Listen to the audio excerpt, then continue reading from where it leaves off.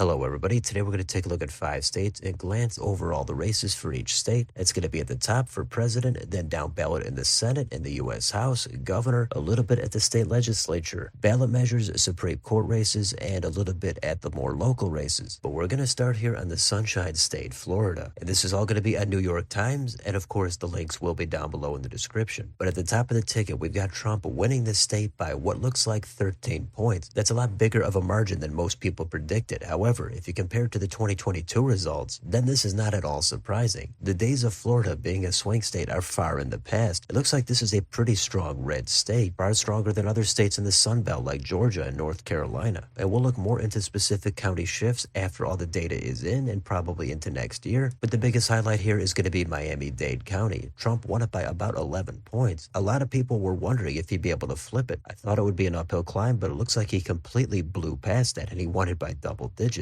Now, if we go a little bit more down ballot to the U.S. Senate, we've got Rick Scott, who won by a similar margin as Trump. Republicans really showing their dominance across all different offices. And it looks like the days of Rick Scott winning these extreme nail-biter elections is also completely in the past. We could all wonder what would have happened if Rick Scott narrowly lost his race for governor or for Senate last time. Who knows what kind of effects that would have had on future races. But Scott with a very impressive win there. Now, down in the U.S. House, there are 28 seats, but none of them changed parties. The map is drawn to be favorable for the Republicans, but given how red the state has gotten, I would guess Republicans could probably squeeze another seat out of this map, and almost none of these were close. Only 2 of them got down to single digits. The closest here was in the 23rd with Jared Moskowitz. So even though the Republicans dominated, they were still not really able to get much closer to knocking out Moskowitz. So big leads there for the GOP in the U.S. House. In the state legislature, we've got the Republicans, of course, maintaining control in the Senate and the House. I'm not going to go way into detail on that. And then we've got some ballot measures. And to amend their state constitution, you do need to hit 60% here. So most of these failed, even though they did get a majority support, including requiring school boards to have partisan elections. That one got 55%, but it failed. The right to fish and hunt, that did pass with 67%. Legalizing marijuana also failed with 56%, as did the right to abortion. That was a contentious one, but it got 57%, just falling short of that 60% threshold. Then we've got one pertaining to property taxes that passed with 2/3 support. And the last one here, require public financing for statewide campaigns. That one was nearly evenly split, but it fails with just under 50%. And finally, there are a few more local races here, including the sheriff of Miami-Dade County. That was won by the Republican there, and then you've got some elections for a state's attorney. So overall, a pretty big sweep there for Republicans in Florida. Looks like Democrats are going to have to look elsewhere if they're going to want to try to make some gains. Now let's move on to the Granite State. We've got New Hampshire. Here, Harris wins the state by just under 3 points. That's wider than the margin in 16, but narrower than what it was in 2020. So Trump was underestimated in this state. The third-party candidates totaled under 1%. Now, they don't have the county map here on New York Times, but Trump did flip a few of them. They have each individual township or municipality. So again, we'll look at that at some point in the future. So what else do we have going on in this state? Well, we had a big open seat for governor, and Kelly Ayotte did win it. It looks like the margin is between 9 and 10 points. So that is a very comfortable win for Ayotte to succeed Governor Chris Sununu. Some of the polling did show it pretty close. It looked like Ayotte was favored, but she didn't even really break a sweat on this one. So Ayotte, who was a U.S. senator, is now going to be the next governor. So clearly, there's a lot of crossover vote there for people supporting Harris for president and then Ayotte for governor. Now down here in the 2 U.S. House districts, the second was an open seat, but the margins were pretty much the same. Both a 6 to 8 point win for the Democrats. But what about the state Senate and House? Well, those are both going to be controlled by the Republicans. Some results might be still coming in, but in the Senate, it's 16 Republicans to 8 Democrats. And in the state House, there's a lot of seats there, but they've got 203 for the Republicans and 158 for the Dems. So the state continues to be much more friendly toward the Democrats for federal offices, but statewide, it does lean toward the Republicans. We've got one ballot measure here to raise the retirement age for judges from 70 to 75. That passed easily with 65%. And finally, they've got the executive council here, and Republicans will maintain control of 4 of those 5 districts. Let's move on to Indiana. This is one of the states that gave us the first results on election night, and Trump wins the state by 19 points. It's a total blowout. It's not even close. Kennedy, who dropped out, pulls in 1% here. He got even more than Chase Oliver, the Libertarian candidate. Down in the U.S. Senate, it's a very similar margin in this open seat.